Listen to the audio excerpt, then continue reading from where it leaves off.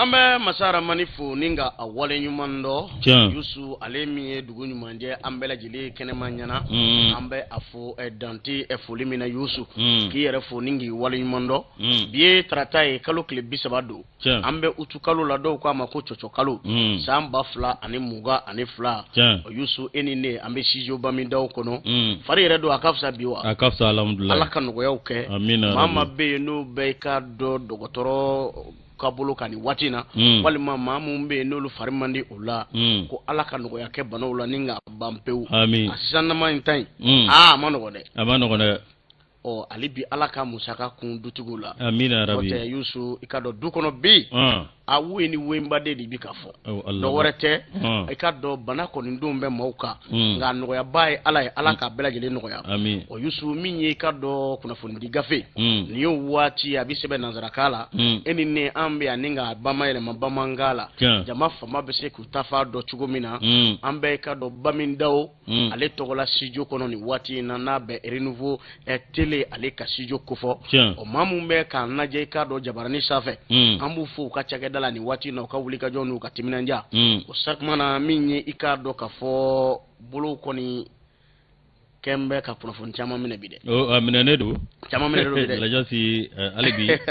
ala ka sabo nyuma nama aywa yusu an groupe renouveau am fana antege mona boka di ma chama mu anu lubisika baraka chugum na profon kunda o arajo chama ikado a baraka la ku foku wala nyumando amita kere wani ka fe arajo sofla yusu ni sanga dani na ulu sogole mbe auna arajo bengani arajo dambe ka baraka la fu ka timina janu ka wulika jola o jijeni nga fe arajo dambe ale sogole mba ana ame jijana ka chedo fo ningu wale nyuma do nambura ya mita wule sebu ka ufi faso kanu barakela ku foku wale nyuma ndo ama yina ka do kulo karamungo anaka flamso ambe ani dema ya bela jile fo ni watina ankanu ba bado amba fo ninga wale nyuma ndo so dena ba ikado ka fo wule sebu jitumu ku bela jile fo ningu wale nyuma ndo ukatimina janu ka wule ka jola o yusu nambore mamina ambita ikado bugulinga ufi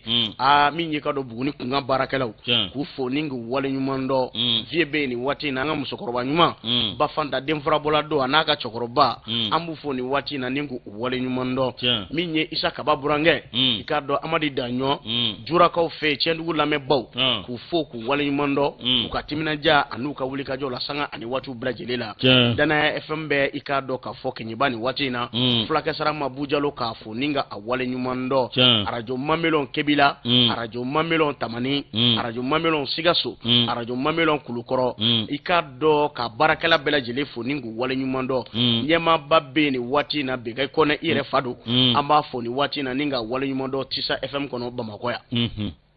eko chugodi ainete fuifo eko chugodi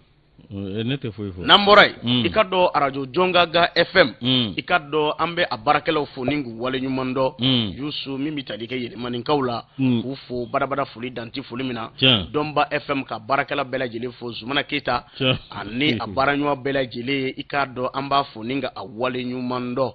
yusu nambore ambita maraka kungo kaufe arajo daka barakela ka fulini tamninta kanyesu umo danti ikado fulimina yusu nyena kaufe arajo watini Ibrahima Jallo ka fo ninga wale nyumando badabada fuli danti fulimina nyera ka directeur arajo tiriala ikado jarke no be jagarda jaru kufo ambe jarke fo ni watina ninga wale nyumando Obama Bay ambe dara fo ni watina ka garage la yusu nambora ambe fuli ani toninta ka nyesi arajo wasulu barakela bela jilemo yanfu la ka fe Yusuf Sidibe na ka chidon ku fo ningo wale nyumando naninko FM abarakela bela jile silinge Mamadou ikado dumyana ka chedon amu fo ningo wale nyumando naro FM nyawleni samaya ambe fuli di passer moni watina ana furumuso idanti ikado fuli mina arjula ikado FM abe ko fleche ka fe kufo ambe fuli di mamtu male na ka chidon bela jile moni watina usoko be anna arajo wantu mia abarakela bela jile ku fo ku wale nyumando abba FM yuwaru abarakela ka fuli ni tamninta kanyesu umo arajo nema FM kasaro a baarakɛlaw ka foli ni tanuni ta ka ɲɛsin mo ni waati na danti i ka dɔ foli min na radio islamique a bɛɛ bɛlɛdugu ko fɔ kolokanikaw fɛ yen an bɛɛ ka don baarakɛlaw bɛɛ lajɛlen fo ni k'u waleɲuman dɔn a talika dun sigasokaw fɛ yen an bɛ a baarakɛlaw fo k'u waleɲuman dɔn u ka timinanja n'u ka wulikajɔ la Zoom Africa sɛbɛnnikɔrɔ Alesco n'a ka cɛdenw an b'u fo k'u waleɲuman dɔn radio i ka dɔ ɲɛlɛnni segukaw fɛ yen ni waati in na an bɛ Makɔnɛ fo an ma ɲinɛ i ka dɔ Danbɛlɛkɔkaw ni waati in na Dirisa k'a n'a baaraɲuman bɛɛ lajɛlen fo ni k'u waleɲuman dɔn u ka timinanja n'u ka wulikajɔ la sanga ani waatiw bɛɛ lajɛlen la radio Royal Miseni ka baarakɛla bɛɛ lajɛlen fo min bɛ tali kɛ bɛɛ sago la Kucalakaw fɛ yen an ka musokɔrɔba ɲuman bɛ yen ni waati in na i ka dɔ Bintu Kulubali Madame Jawara a n'a denw n'a mɔdenw Yusu an b'u fo ni k'u waleɲuman dɔn nin ye donga dɔ ye nin waati in na Tarawele Marahabani kodi baasi t'i la kɔni Mantɔrɔ si tɛ yen i ka kɛnɛ alhamdulilayi denmisɛnw ninnu baasi tɛ yen min ye nɛgɛw karafe a bɛɛ Batɔma Kanɛ bolo bi Madame Tarawele an b'a fɔ n ko awɔ min ye baara taabolo ka ye i y'a ka 32 bila kɛnɛ ma k'a Tarawele Turamaganji Tarawelekaw aw a b'i n'a fɔ a bɛ se ko la koyi n ko ne tɛ kɔrɔmuso ye Tarawele Ami Tarawele kɔni Madame Kanɛ baara o kɔrɔ sa kan ka taa Tarawele la sa a banna Lajɔsi min ye Sedina Umar Keyita l'enfant de Kitakuru ni Budofɔ an b'a fɔ k'a waleɲuman dɔn ale bolo bɛ awa réalisation na n'o bɔra Daramani Kɔnɛ Lajɔsi ale bɛ ka awa min ye difu la ale bɛ k'a cari fa bɛɛ lajɛlen fɛ Jamadugu kun b'o kɛ bɔlɔlɔ ni i ka dɔ télé sira kan Jamadugu kun b'o kɛ fa ale bɛ k'an kɔlɔsi Kuyatɛ Awa Keyita ka maaw bisimila awa min ye Marindaw ale ni awa ka dɔ Mamadu Tambura olu bɛ marketing na Zakaru Fomba monsieur le directeur an b'a fo Lajɔsi an da don kunnafoni kɔnɔ an bɛ don kunnafoni kɔnɔ Yusu i ka dɔn an bɛ kalo min na o bɛ cɔcɔ kalo kofɔ jirituru kalo don a nafa ka bon kosɛbɛ o sakumana an bɛ taa nin waati in na i ka dɔn Kamonakaw fɛ yen Yusu n'an taara i ka dɔn Kamona min ye ka dɔn Kamonaka mun bɛ yen n'u sigiyɔrɔ bɛn bɛ yɔrɔ yɔrɔ mɔ ani n'u bɛ i ka dɔn Kamona dugu kɔnɔ Yusu nin y'a siɲɛ filanan ye ko ni n ka jirituru baaraw k'u sigi sen kan u ka jɛkuluba min bɛ yen n'a bɛ wele ko le collectif des ressortissants de Kamona Yusu olu ni minisiriso min bɛ yen n'o ɲɛsin bɛ sigida bɛsɛya ani yiriwa kuntagalajan mɔ na i ka dɔn a minisiri Modibo Kɔnɛ Yusu ninnu olu de y'u fara ɲɔgɔn kan n'u k'u bolo di ɲɔgɔn ma walasa ka jirituru belebele k'u baaraw sigi singa fasirikɛba ko a denbaya jala tun bɛ maa min kunna o de ye Madame Sɛnpara Fanta Kaɲasi ye Yusu nin baara ninnu bɛɛ lajɛlen latigɛra sibiri don kalo tile 27 utu kalo don san 2022 n y'a fɔ n ko nin y'a ta ko filanan kɔni ye Yusu ɲinanda u ye jiri fiɲɛ i k'a dɔn 3 bɔ ɲɔgɔn ko Yusu u y'o de turu jiri fiɲɛ mun bɛ yen a suguya 5 don o baaraw de sigira sen kan i ka dɔn hectare 1 o fiyɛfiyɛ kɔnɔna na a bilakaw fɛ yen Segu ale marabolo kɔnɔna na fasirikɛba ka kuma la a ko maa camanba tun bɛ i ka dɔn kɛnɛ in kɔnɔ laadalamaw minisiriw maa welelenw bɛɛ lajɛlen nana ni ka kɛ nin ko in kɔni seere ye Yusu n'i ye jateminɛ kɛ ni jiri bi turu a t'i kɛ fiyewu n'i ka dɔn ji ani kungo o lakanabaw dɔw ci i ka dɔn kɛnɛ kɔnɔ o de hukumu kɔnɔna na directrice nationale des eaux et forêts ale tun bɛ kɛnɛ kɔnɔ min ye ka dɔn ɲɛmaaba ye agence pour l'environnement et le développement durable ale ma ɲɛma tun bɛ kɛnɛ kɔnɔ fasirikɛba ko min ye préfet ni sous préfetw ye ani ka dɔn dugutigilakaw bilakaw olu bɛɛ lajɛlen bɔra ni kana kɛ nin ko in kɔni seere ye fasirikɛbaw ko i ka dɔn Kamonakaw fɛ yen maaw bɔra fa bɛɛ lajɛlen fɛ nisɔndiya barika bonyana bala ni dundu ni ka maaw kunbɛn i n'a fɔ laadala a bɛ sigi sen kan cogo min na anw ka jamanaw kɔnɔna na Yusu min ye ka dɔn k'a fɔ ADGS n'o ye association pour le développement de Somaso ko fɔ o ma ɲɛmaaba Marakacɛ Dawo Yusu a n'a ka délégation a n'a ka i ka dɔn k'a fɔ délégation ba Yusu ninnu tun bɛ i ka dɔn nin kɛnɛ in kɔnɔ fasirikɛba ko kumasentigi dugutigi tɔgɔ la Burama Male ale ye maaw fo ni k'u waleɲuman dɔn ka minisiri k'a bisimila baara yɛrɛ taabolo ɲuman kama ani laadala i n'a fɔ a bɛ sigi sen kan cogo min na ni dunanbaw nana i fɛ Yusu u bi i bisimila ka ɲa anw fɛ anw bɛ ji de kɛ filen kɔnɔ kaw ani woro an bɛ bisimila e tɛ miyankaw dɔn wa Segu ko woro dira woro taara di ale c'est à dire o ye woro di jama jɔlen a terun na fo ka taa da ale ma kɔfɛ nka sɔ dilen Ayusu ko shot tunna jamala de aka bona ko shot tunna jamala de e kuma jon tarani shoy Yusu parce que ba ko mo ko bora fa bele jeli fe shifu ni musokorobaw anika do ka fo ma woliliw bele jeli nana ninga kekene sere blameri Mahamadou ikado samake ay kuma taninga jira ka fo be blamine mi ngono o yijiri turu mine ni jate mine ke jakungo bi ka terundoru ka gera ana onga na mejiri tige na mejiri turu akrefe Yusu ate dadigi kana fiu ni duye jate mineke wala sa jika na fanja manve o jiri ale nafaka bo akoko ni mbele jele konna o de kamo jiri turu nafana bunya ko ni meno o jira maula wala sa bela jele kase ko ke itabulo sanga ani watu bela jele konina ale koni o kuma koni mvo o temale ngo minye collectif des ressortissants de Kamona o manyema no president Seydou Malé ale pumata ani sonjale mba o ninga fulini taninta kanye simbela jelemo sanguta dunambamu nana o Yusu aye ministry funinga awale nyimando ninga asimi goita kachi di amo kaka na chifo aye ninga ikado fuli anita ninta kanye si jamana nyema moni watina abebara mina Kamona na damini bela jele okube asimi ko akabara ubela jele konna kamo akojiri sifien ikado basa babonyongo oluko na otru ikado hectare kele konko nana ne jiri nunu ereta ka laje ibaye ka fo jiri chaman be o Yusu mimi talike jalaw konina aleni ikado sibesu nere ani ikado ka fo somosu o Yusu onanyo na chamo uyo de faranyonga ningo jiri konin turu o fasirike ba ko ni mami ngoni jiri turu o ta bane ngoi ngaka koloshi ningi hakrito ula collectif des ressortissants de Kamona lukoni leidu tabela jiri nyekoro ka jira ka fo o jiri mu fleni unu hakrito ula unu yirito ula ninga yiri nungo ni tobo ningu kisi bagaunga ikado cheni koni mo uyo ledu tabela jile koni nyana nga Kamona kaw olu jorna ko e femi bi oyu kasra ko e koni yo chi di ministry koni mo no be modibo kone koni ngofo na afo ikado asiminye o ka fero bela jele sigi singa anga dugusira ana sira ka ikado haklito ola o ka se ka glancho mna sangu ta samya ina a ko sira nunun ti sonde koni yo soni sigo ko kan ka ninga kuma bela jele koni fo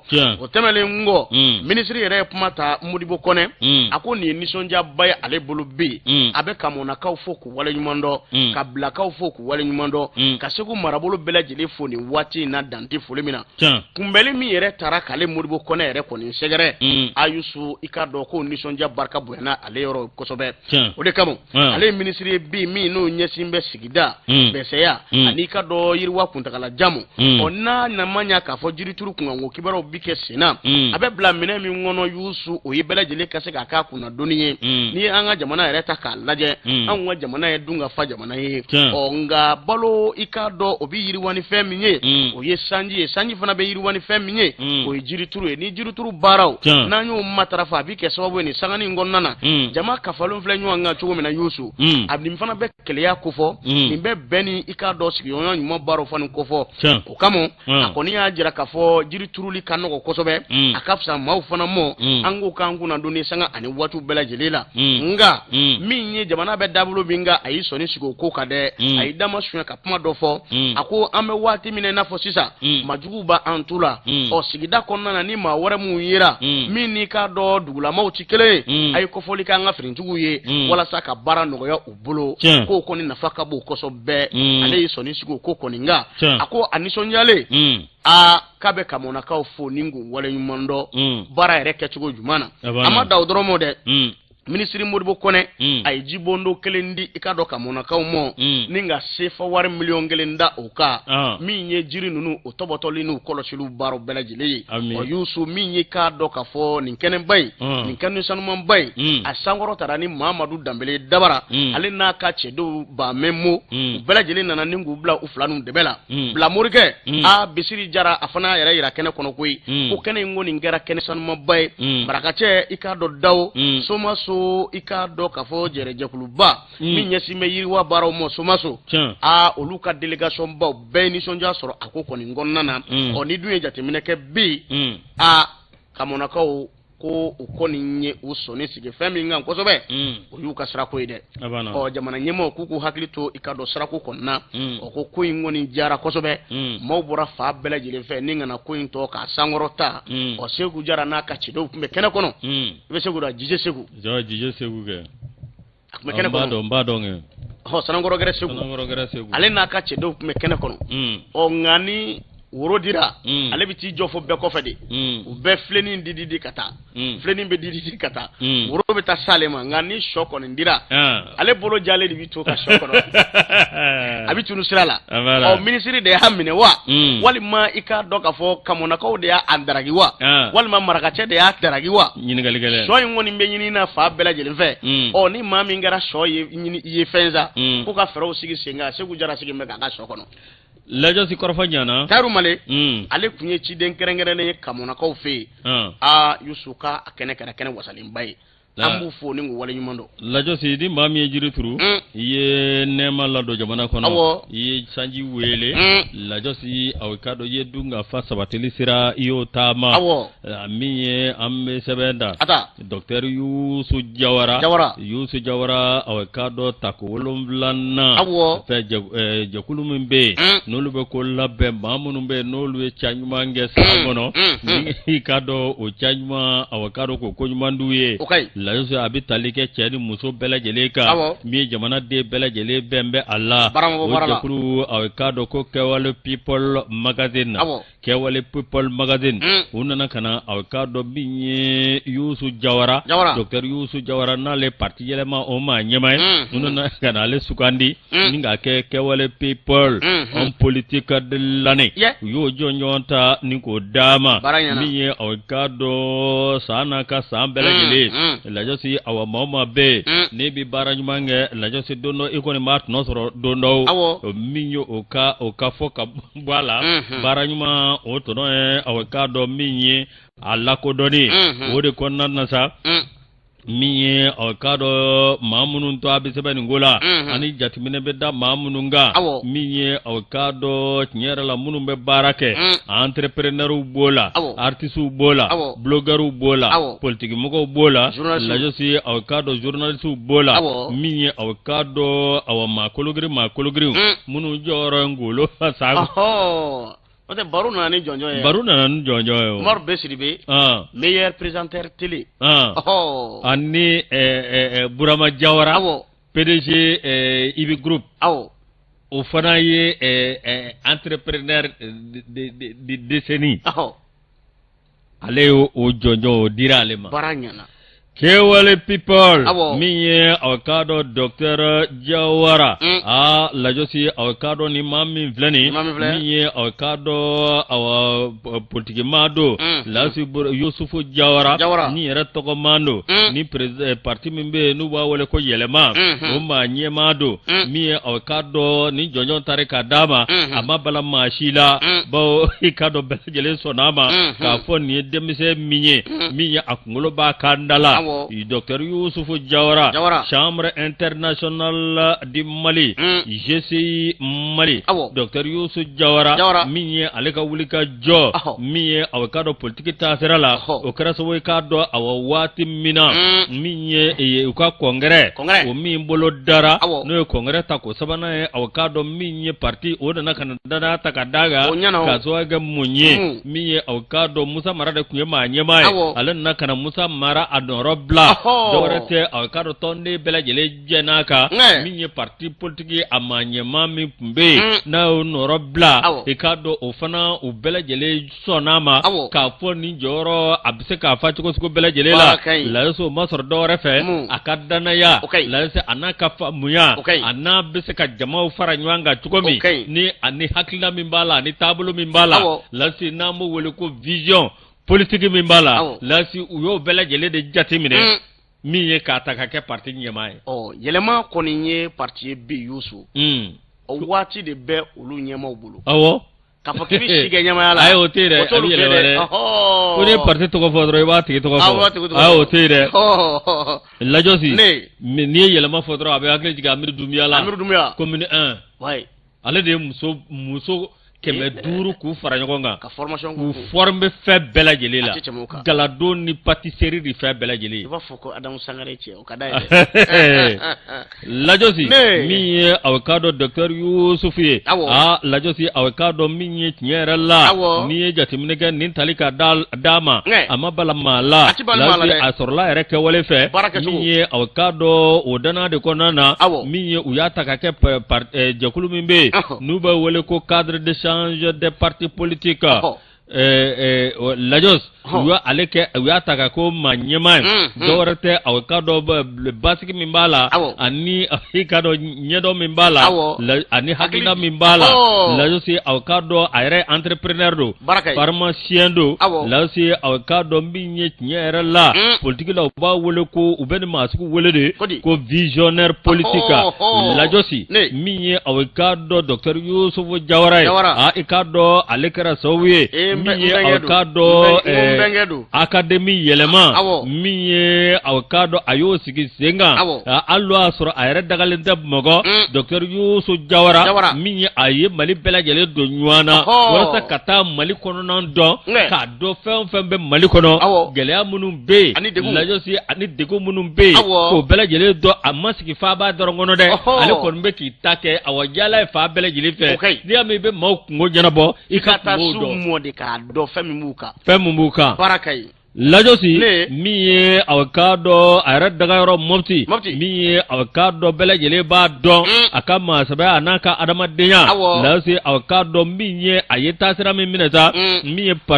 politique taabolo kan o ye aw ka dɔn a ye maa min nɔrɔ bila n'o ye Musa Mara ye i ka dɔn aw min ye a ka taabolo a n'o ka taabolo bɛɛ lajɛlen ye kelen ye o tuma aw ka dɔn félicitation min ye aw ka dɔn docteur Yusufu Jawara min ye aw ka dɔn jɔnjɔn Kewalo People 2022 homme politique de l'année ale wulila k'i jɔ n'o ye a wulila k'i jɔ n'o ye a ma d'a ma k'a cɛ ka ɲi dɛ ayi dɛ baara kɛcogo ɲuman a banna baara in ka ɲi Yusu a banna nka n bɛnkɛ don marakaw ye n bɛnnakaw ye a banna marakaw ye n bɛnnakaw ye ala ka sɔn ɲuman n'a ma Adama Tunkara ni y'ale ka fasiri marakaw ye n bɛnnakaw ye nka u ma fɛn di fɔlɔ sɛ ma di fɛn ma di i ye nin kuma in faamu wa n y'a faamu i y'a faamu n y'a faamu kojugu sɛ ma di fɛn ma di Yusu an bɛ taa n'i ka dɔn kibaruyaw ye Yusu i ka dɔn Sule Hebdo ale kuma na a kuma bɛ cɛba dɔ ka n'u Umar Jara i ka dɔn sifin don politique binna kun kan maa min don bi ko danaya kan ka da a ka dɛ ka sababu kɛ a ka baara yɛrɛ kɛcogo ɲuman ye n'u Umar Jara professeur principal de l'enseignement secondaire général directeur adjoint du centre d'animation pédagogique du centre commercial académie Rive Gauche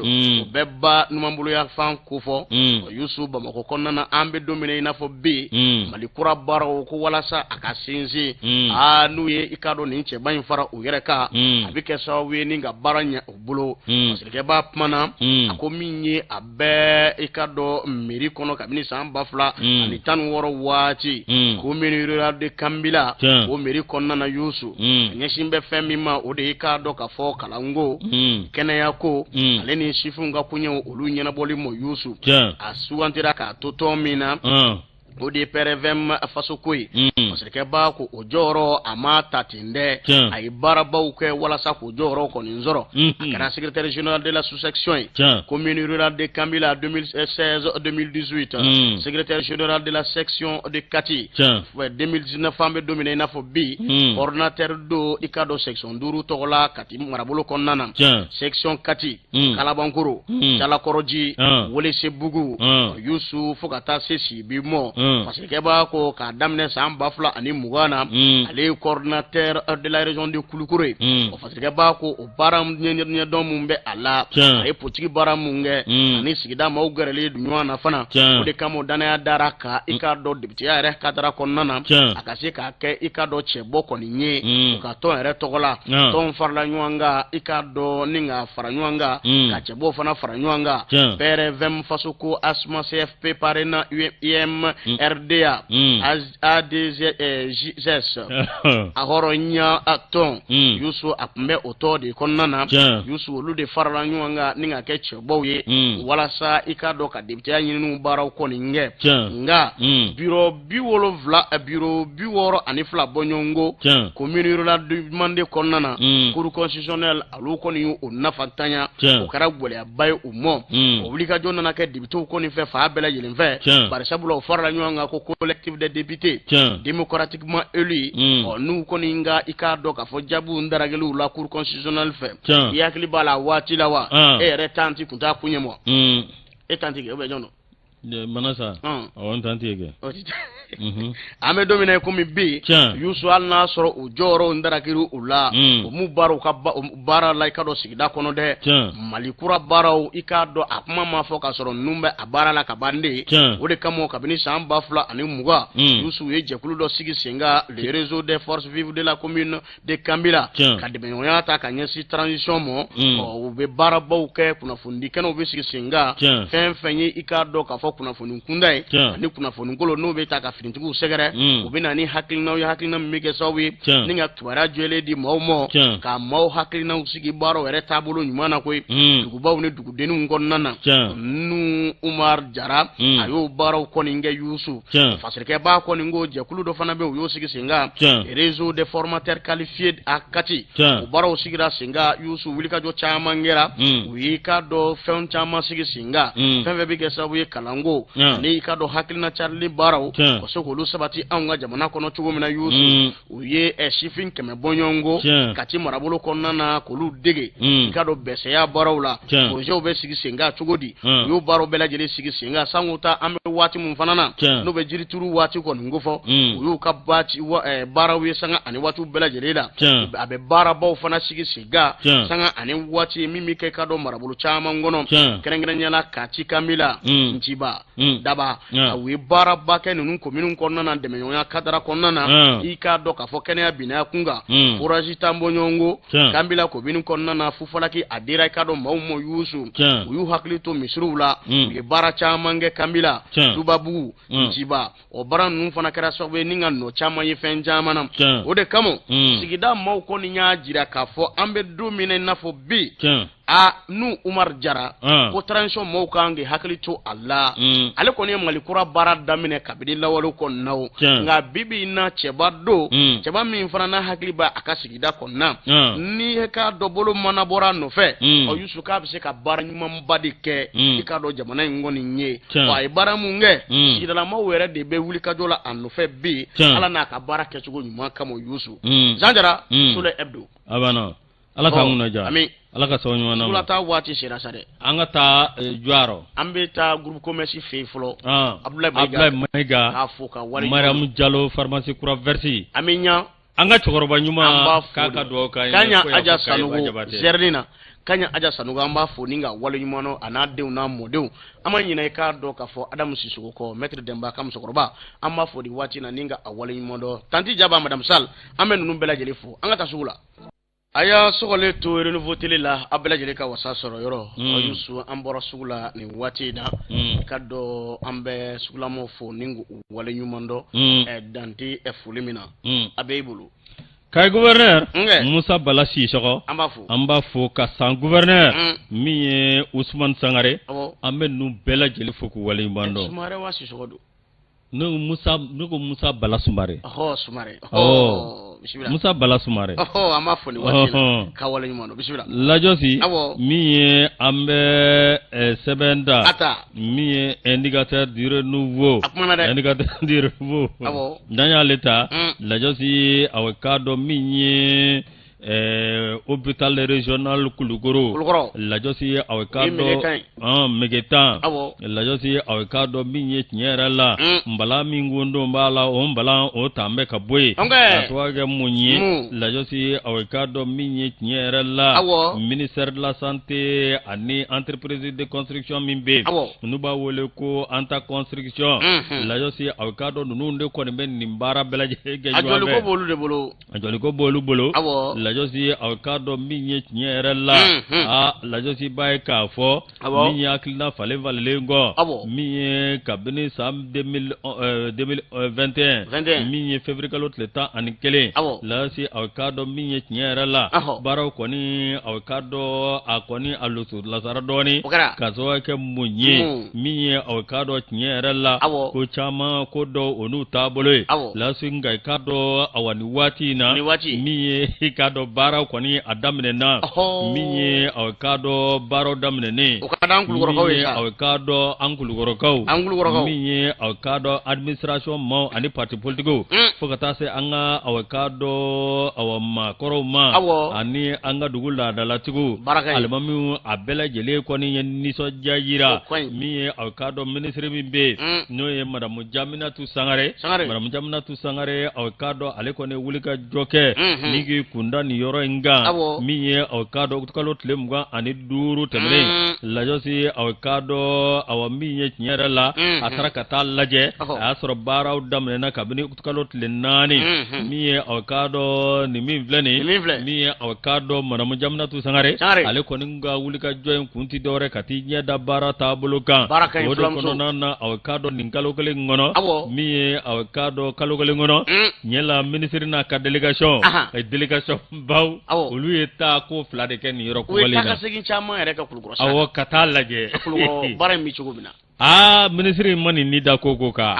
abukede flam sodo lajosi miye awkado nyerella miye awkado ani delegation mi gundo aka kabine mau ani awkado miye megetan no ye kulukoro awkado ma nyemau lasi awkado ani anta construction o ma nyemau ikado aw miye arkunti dore katala je bara tabulo be ka ketta tugo mina miye kabine alamsado utkalot le nani samba flani mugani fla ya balo damne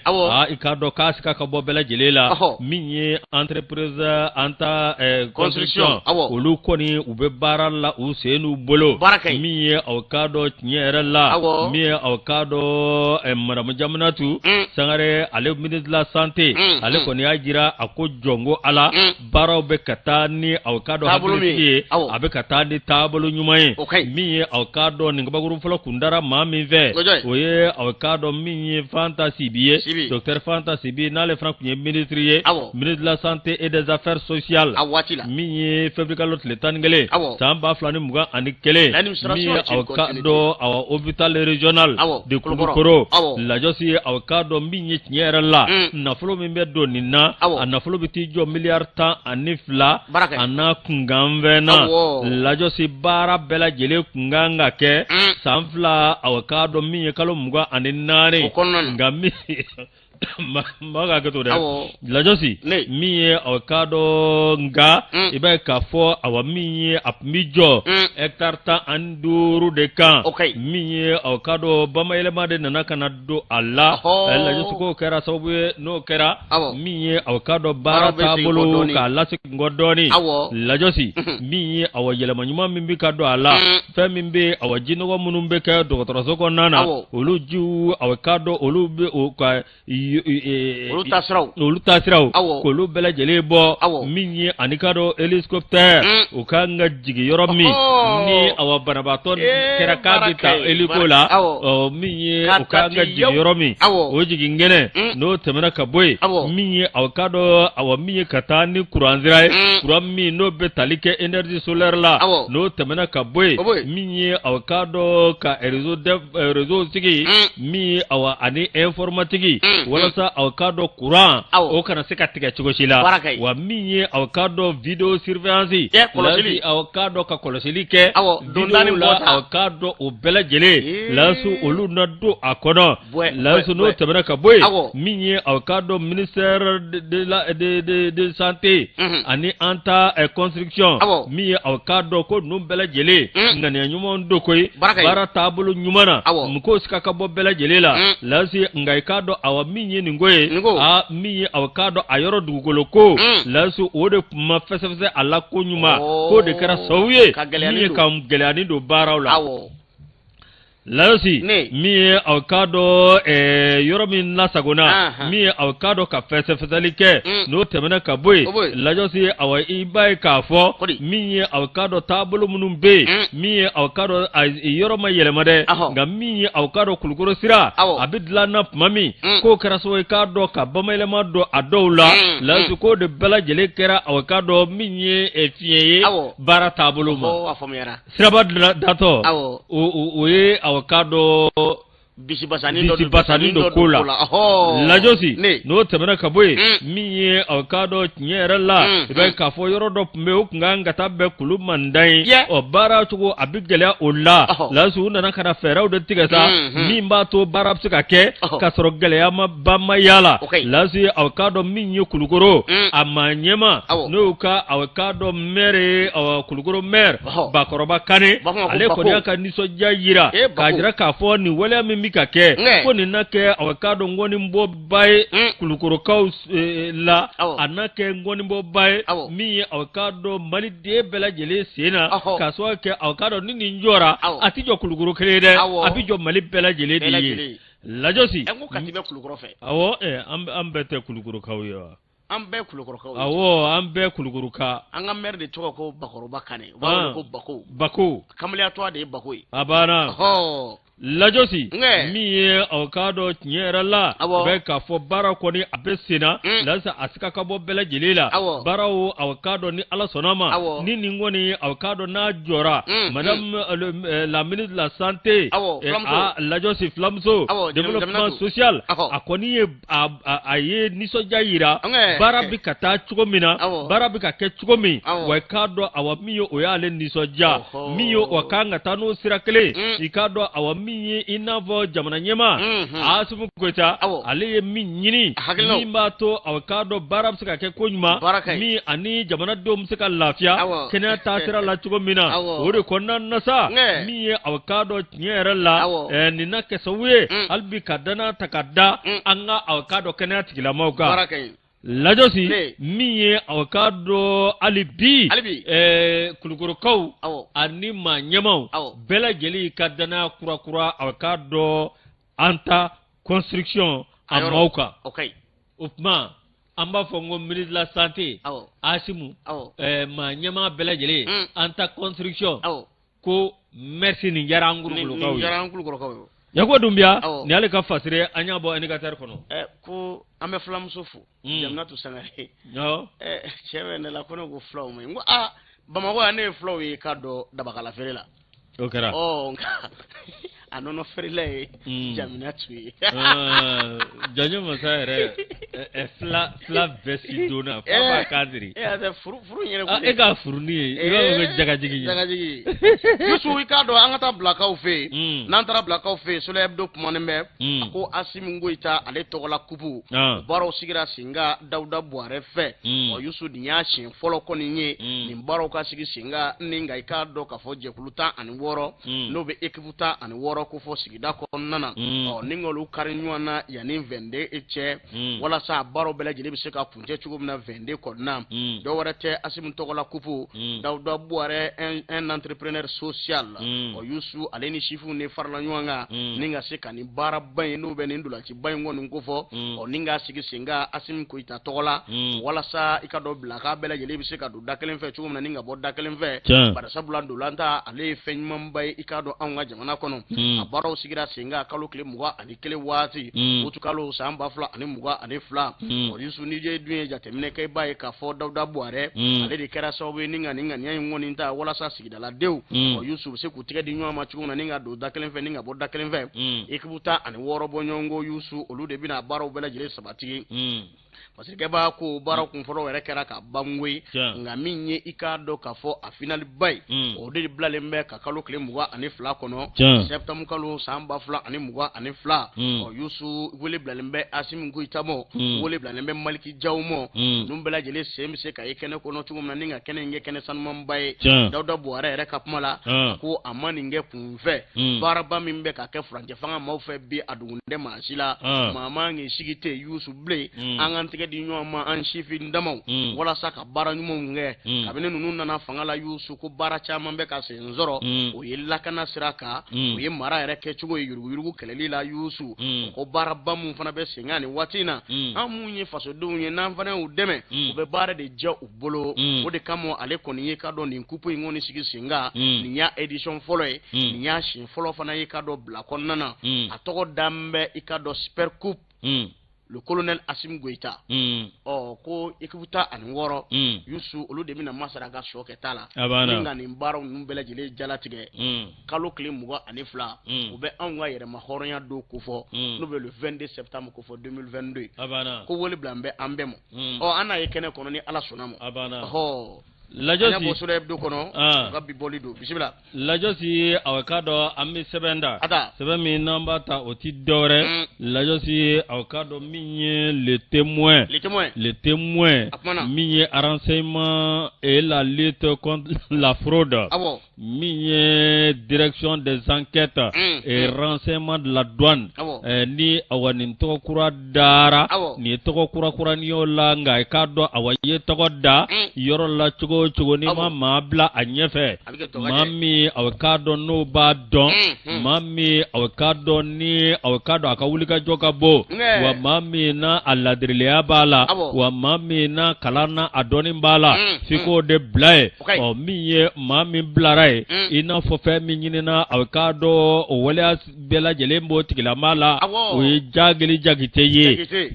jagite miye awakado bela jele ba don to ukapmala akadina mizmuna Lajosi ani absika mofara nywanga chogomi miye ka hakilna dula hakilna mi na bita nyuma siraka ani baraka nyeta siraka miye awakado douane malikono ani farafina bela jele ni jagri jakte ko ni atokofo ikado ko bela jele ba don Lajosi ikado douane sariyaw ana tabulu Lajosi awakado ko awaminye bimablala wa Lajosi aba wo mise bela jele do Lajosi to ubeni welede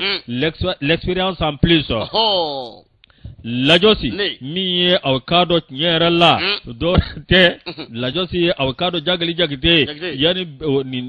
ni yoro kasigi ay bara mununge ikado o bara abela jeleni sababa bena atemena sirawo sira ladwanna Lajosi awakado ayo joro bela jelefa Lajosi ayo bela jele baraka ni ladrile yayi oda to awakado mi mami be do douane ma nyemai Amadou Konate oyikadana taka da mi jageli jagiteka Lajosi jageli jagite mi awkado ni yoro min flane ko wulika jo chama ayo ke Lajosi awkado drogu mi awkado kilo kemeni kilo bidoro kokaina awkado o mi no boral lagine lasi kayi teke dawka ko warbiti jo miliyar chama na boy abaka parano jagli baga baraindo Lajosi no temena kabwe lasi awakado nyera la miye awakado toni chamambe kana bisila lasi aitekeda okan anikado awamiye nyera la ubina ni shemununye shekiene ndo bebo awakado jamana warawla lasi shemimbe niyado abedu sukudimi ani biendimi ko katabla kulisi jalala goshila Lajosi abota kama segere lasi wala se jamana donga kisi banajuguma jagle awkado aye fere sugu bela jeleke minye oluka dugodugo ni dugo ka dakeneka Lajosi ka tekeke u bela jelela do temena ka boy lasi awkado minumbe marfa ka trafike kana duguma sira iya ke chugo jagli ba naka mogo bu teke dawka ere hagla ki dugo me woro kono ki dugo liru lu shoro gui bafu ko jiniaku Lajosi mi awkado jagli jagite lasi awkado no temena kaboy mi awkado fura munu me nu be tienindo anga kenala lasi awkado no yala fura doye jagli jagite anaka moye tegeda uchamana lasi awkado katse ka foka ba mi marfa kise lasi munu meke kaso ka katniendo jamana godo kai tegeda ninja manga lasi awkado mi direction des enquêtes kɛta lase aw ka dɔn min ye tiɲɛ yɛrɛ la i bɛ k'a fɔ aw ni baara in k'a man nɔgɔn nka min ye maa minnu b'a kunna n'o ye Jagili Jakite ni Amadu Konate n'a yi ka danaya ta ka daga lase aw ka dɔn nu jɔyɔrɔ kɔni a bɛ ka ngolo fa fo ka taa se aw ka dɔn aw min Abdurahmane Jakite ma ninnu kɔni kɛn bɛ ka baara sugu bɛɛ lajɛlen kɛ min b'a to ni fura sugu dɔrɔgu jugu lase a kana don an ka jamana kɔnɔ o tuma Jagili Jakite a n'a ka équipe an b'a fɔ ɲɛna ko bravo Ala k'an kunnaja min ye le témoin an ni sama ka bɔ ale kɔnɔ Yusu min ye ka dɔn indicateur du renouveau ale kuma na Abdulaziz Kulibali Yusu kalo 3 kaso k'a laban o kɛ dɛ o fila kɔni k'a dɔn a na musaka di o ko kɔni dala fasirikɛba pana a ko min ye alamisa don kalo 25 utu kalo san 2022 min ye Abdulaziz Kulibali san 24 bɔɲɔngo i ka dɔn a kun tɛ kiiri tigilamaw ɲɛkɔrɔ wa a ko min ye ka dɔn yɛrɛ feerela dɔ ye k'a n'o kɔni ye k'a dɔn ka fɔ ko n daraki ɲɔgɔn na Yusu a kɔni mago kun b'o la fasirikɛba ko jaja wulu fila bɛɛ i ka dɔn Abdulaziz Kulibali bolo k'a kɛra kunnaja n'o tɛ yɛrɛ feerela ye wulu kun tɛna i ka dɔn fasa ba a la wa fasirikɛba kumana nin bɛɛ lajɛlen kɔni nka a ko min ye i ka dɔn a ma ɲa min kɔ u ye ɲɔgɔn sama ka taa ni ɲɔgɔn ye tribunal la sigida 6nan tribunal la i ka dɔn ka fɔ kununko a ko jalatigɛra fasirikɛba kumana a ko Abdulaziz i ka dɔn Kulibali o jalaki de kɔni kun taara ka ɲɛsi a mɔ k'a kɔni ye wulu bila muso in na wulu kɔni bɛna muso in yɛrɛ bana Yusu fasirikɛba ka kuma la a ko wulu in b'a ka so kɔnɔ walasa ka kɔlɔsiliw baaraw de sigi sen kan i dun bɛ yalayalala ninnu dɔ n'o ye yɛrɛ feerelaw ye u b'a fɔ mun ma nazarakan na ko prostituée muso in yɛrɛ tɔgɔ ko Arama Se k'a dɔn a bɛ bɔ